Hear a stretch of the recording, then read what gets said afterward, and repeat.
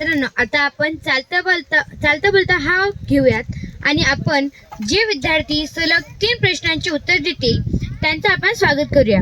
तर मित्रांनो, तुमच्यासाठी पहिला प्रश्न आहे की बिबवा या झाडाचा उपयोग कशासाठी होतो? खुशी. आपण जेव्हा तुरीची डाळ करतो त्यामध्ये त्या बिबवा लागतो. अजून जेव्हा दारू पाडतात माणसं तेव्हा त्या दारूमध्ये त्याचा वापर होतो. छान खुशी.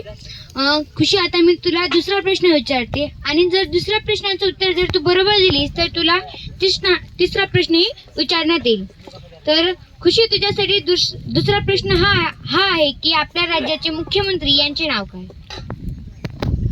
देवेंद्र फडणवीस. खुशी, तुझं उत्तर अगदी बरोबर आहे. तुला तिसरा प्रश्न, आपल्या राज्याला किती उपमुख्यमंत्री आहेत? सध्या तर एकच आहे. खुशीचं हे उत्तर चुकलेलं आहे. तर आपण या प्रश्नाचं उत्तर दुसऱ्याकडून विचारूयात. साक्षी. 2. साक्षी, तुझं हे उत्तर अगदी बरोबर आहे. साक्षी, यानंतर मी तुला सलग 3 प्रश्न विचारणार आहे. साक्षी, तुला जे माहित असलेल्या औषधी वनस्पती आहेत त्यांची कमीत कमी 4 नावे सांग. जांबाचं झाड, शेतू, लिंबाचं झाड, गुळवेल. साक्षीचं हे उत्तर अगदी बरोबर आहे. साक्षी, जे आपल्या शाळेचे आरोग्यमंत्री आहे, तर आपल्या शाळेचे जे आरोग्यमंत्री आहे तिचं जास्तीत जास्त काय काम असेल? जर शाळेत एखाद्या विद्यार्थ्याला किंवा विद्यार्थिनीला लागलं असेल, शाळेत तो पडला असेल तर त्याची जखमेवर पट्टी बांधावी.